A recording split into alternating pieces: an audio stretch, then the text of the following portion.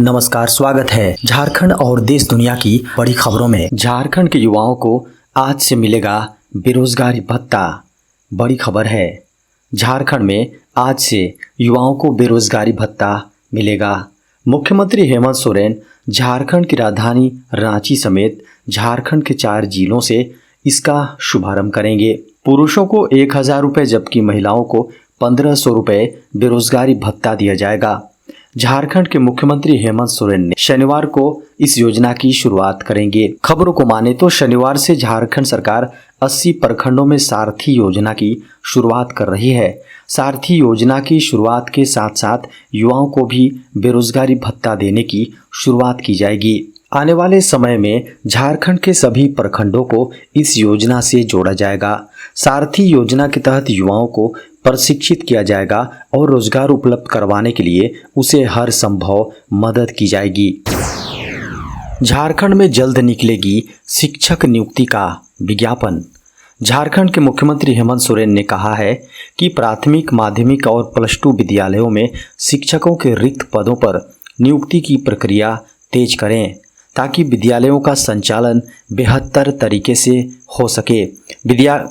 झारखंड के +2 विद्यालयों में प्रधानाचार्य, शिक्षक और प्रयोगशाला सहायक के पदों पर भर्ती के लिए जेएसएससी ने अधियाचना जारी कर दी है। माध्यमिक विद्यालयों, मॉडल स्कूलों और अन्य श्रेणियों के विद्यालयों के लिए भी शिक्षक एवं प्रयोगशाला सहायक के पदों पर भर्ती की प्रक्रिया चल रही है। वहीं सहायक आचार्य के 26,000 पदों पर बहाली की प्रक्रिया भी जल्द शुरू हो जाएगी। सीएम हेमंत सोरेन ने कहा कि झारखंड में सभी सरकारी स्कूलों का फिजिकल मैपिंग कराए, जो भी विद्यालय भवन जर्जर हों उनकी मरम्मत कराई जाए। धरने पर बैठे झारखंड के जनसेवकों की हड़ताल जारी। झारखंड के जनसेवक जो धरने पर बैठे हैं उनकी हड़ताल जारी है। अब उन्होंने राजभवन से अपना आंदोलन नेपाल हाउस शिफ्ट कर दिया है। नेपाल हाउस के सामने टेंट और तंबू लगाकर अपनी मांग पूरी होने तक धरने पर बैठे रहने की घोषणा की है।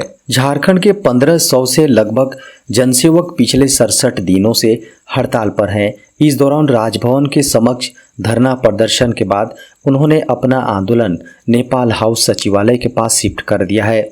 मुख्य रूप से झारखंड के अन्नदाताओं और अधिकारियों के बीच कड़ी का काम करने वाले इन जनसेवकों का आरोप है कि 10 वर्ष सेवा होने के बाद भी हर किसी का वेतन बढ़ता है, जबकि यहाँ वेतन ही घटा दिया गया है। आंदोलनरत जनसेवकों का कहना है कि हैरत करने की बात यह है, जो दलील सरकार और विभाग दे रही है वह भी हास्यास्पद है। कृषि विभाग ने सेवा के 10 साल बाद यह कहकर पे स्केल को घटाया है, जबकि 2012-13 में वैकेंसी निकली थी।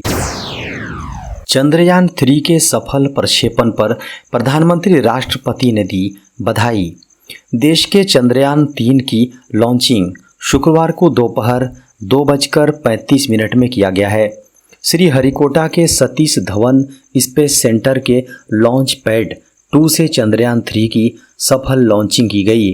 LVM-3M4 रॉकेट चंद्रयान 3 को चांद के सफर पर ले जाएगा। वहीं 24-25 अगस्त को चंद्रमा के दक्षिणी ध्रुव के पास लैंडिंग होगी। इसकी शुरुआती रफ्तार 1627 किलोमीटर प्रति घंटे रहने वाली है। लॉन्च के 108 सेकेंड बाद 45 किलोमीटर की ऊंचाई पर इसका लिक्विड इंजन स्टार्ट होगा और रॉकेट की रफ्तार 6,437 किलोमीटर प्रति घंटा हो जाएगी। आसमान में 62 किलोमीटर की ऊंचाई पर पहुंचने पर दोनों बूस्टर रॉकेट से अलग हो जाएंगे और रॉकेट की रफ्तार 6,437 किलोमीटर से बढ़कर 7,000 किलोमीटर प्रति घंटा पहुंच जाएगी। वहीं चंद्रयान 3 के लॉन्चिंग को लेकर देश के राष्ट्रपति द्रौपदी मुर्मू, प्रधानमंत्री नरेंद्र मोदी ने इसरो की टीम को बधाई दी है। राष्ट्रपति ने ट्वीट कर कहा है कि भारत ने अंतरिक्ष अन्वेषण में एक और महत्वपूर्ण मील का पत्थर साबित करते हुए चंद्रयान 3 का सफलतापूर्वक प्रक्षेपण किया। भारत में OTT पर अश्लीलता से बढ़ी सरकार की चिंताएं। देश में ओवर द टॉप या OTT पर अश्लीलता के बढ़ते मामले के बीच सरकार ने स्ट्रीमिंग कंपनियों से कंटेंट की जांच करने को कहा है। हाल के समय में देश में OTT को लेकर नियम सख्त किए गए हैं। भारत सरकार ने नेटफ्लिक्स, डिज्नी हॉटस्टार और अन्य स्ट्रीमिंग कंपनियों से कहा है कि ऑनलाइन दिखाए जाने से पहले सामग्रियों की अश्लीलता की स्वतंत्र रूप से समीक्षा की जानी चाहिए। खबरों को माने तो सूचना और प्रसारण मंत्रालय में 20 जून की बैठक में स्ट्रीमिंग प्लेटफॉर्मों को यह प्रस्ताव दिया था। बैठक के मिनट्स और इस बैठक में शामिल उद्योग से जुड़े खबरों की माने तो OTT प्लेटफॉर्मों ने इस पर आपत्ति दर्ज कराई थी और इस पर कोई फैसला नहीं हो पाया था। बैठक के बारे में बातें सार्वजनिक नहीं हैं, लेकिन मिनट्स रॉयटर्स द्वारा देखे गए उसमें मंत्रालय ने OTT प्लेटफॉर्म्स पर अश्लील और अभद्र सामग्री के बारे में चिंताओं को रेखांकित किया। झारखंड के छात्रों को साइकिल के बदले मिलेगी खाते पर राशि। झारखंड के CM हेमंत सोरेन ने बुधवार को यह घोषणा की कि झारखंड के छात्र छात्राओं को साइकिल की बजाय राशि दी जाएगी। उन्हें साइकिल के बदले 4,000 रुपये दिए जाएंगे। उन्होंने अनुसूचित जनजाति, अनुसूचित जाति, अल्पसंख्यक और पिछड़ा वर्ग कल्याण विभाग की कई सारी योजनाओं की समीक्षा करने के दौरान उक्त बातें कहीं। वहीं 8वीं कक्षा में पढ़ रहे सरकारी विद्यालय के छात्रों को 3 साल से साइकिल नहीं मिली है। टेंडर निकालने के बावजूद इस पर सहमति नहीं बन पाई है। 2020-21 में पास 8वीं कक्षा के छात्रों को साइकिल नहीं दी गई है। अब उसकी जगह उनके अकाउंट में डायरेक्ट राशि देने की योजना बनाई गई है। मुख्यमंत्री हेमंत सोरेन ने कहा कि स्कूलों में शिक्षकों और कर्मचारियों की स्थानीय नियुक्ति हो। उन्होंने 100% भर्ती करने पर जोर दिया।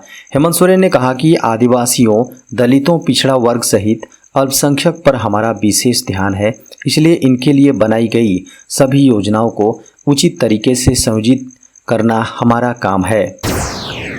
भारत में इंटरनेट उत्सव में सरकार दे रही है 15,000 रुपये तक के पुरस्कार। भारत सरकार के संचार मंत्रालय की ओर से भारत इंटरनेट उत्सव की शुरुआत की गई है। इस इवेंट में इंटरनेट के इस्तेमाल से लोगों की दिनचर्या में आए सकारात्मक बदलावों को पूछा जा रहा है और इस डिजिटल क्रांति से जुड़ी जीवन की कहानियां बताने वालों को 5,000 रुपये से लेकर 15,000 रुपये तक का पुरस्कार भी दिया जा रहा है। भारत इंटरनेट उत्सव को संचार मंत्रालय द्वारा आयोजित किया जा रहा है। इसकी शुरुआती 7 जुलाई से हो चुकी है और यह 21 अगस्त तक चलेगा। इस अभियान के तहत देश भर में खासकर ग्रामीण और दूर दराज के इलाकों में इंटरनेट के इस्तेमाल से आए बदलावों को अंकित किया जा रहा है। लोगों को आमंत्रित किया जा रहा है कि वह वास्तविक जीवन की कहानियां इस प्रतियोगिता में शेयर करें। लोगों के वास्तविक अनुभवों को सरकार की ओर से इनाम भी दिया जाएगा। Mobile connectivity, fibre to the home, fibre to the business, PM wifi access network initiative, PM वाणी सहित इंटरनेट से जुड़े अन्य उपकरण इस्तेमाल करने वाले लोगों इस उत्सव में भाग ले सकते हैं। बीते 24 घंटे में कोरोना के सामने आए 52 नए मामले।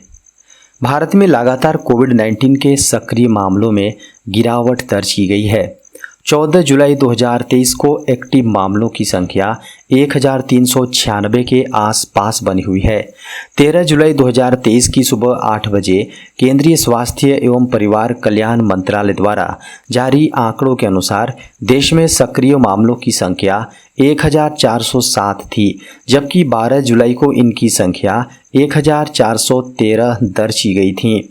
स्वास्थ्य मंत्रालय द्वारा जारी आंकड़ों के अनुसार पिछले 24 घंटों में 52 नए मामले सामने आए हैं, जबकि 60 लोग कोविड-19 से रिकवर हुए हैं। पिछले 24 घंटों में महामारी से किसी की मौत नहीं हुई है। देश में कोविड-19 से मरने वालों का आंकड़ा 5,31,914 पर पहुंच गया है। इससे पहले 13 जुलाई को 48 नए मामले सामने आए थे, जबकि 12 जुलाई को 46 नए मामले मिले थे, जबकि 1 नवंबर 2022 को 1,046 नए मामले सामने आए थे। केरल अभी भी सक्रिय मामलों के मामले में सबसे आगे है। इसके बाद पश्चिम बंगाल, महाराष्ट्र, और उत्तर प्रदेश में मामले एक्टिव हैं। वहीं विश्व स्वास्थ्य संगठन के अनुसार चीन में कोरोना संक्रमितों की संख्या 9.93 करोड़ पर पहुंच गई है, जबकि अब तक 1,21,515 लोगों की मौत हो चुकी है। जून महीने में भारत का निर्यात गिरा 22%। वैश्विक बाजारों में नरमी के बीच देश का निर्यात जून महीने में 22% घटकर 32.97 अरब डॉलर रहा। एक साल पहले इस माह में लगभग 42.28 अरब डॉलर था। वाणिज्य मंत्रालय के आंकड़ों के अनुसार आयात भी आलोच्य महीने में 17.48% घटकर 53.10 अरब डॉलर रहा। हालांकि कहा गया है कि व्यापार घाटा चालू वित्त वर्ष की पहली तिमाही अप्रैल जून से जून में 7.9% घटकर 57.6 अरब डॉलर रहा, जो एक साल पहले इसी तिमाही में 62.6 अरब डॉलर था।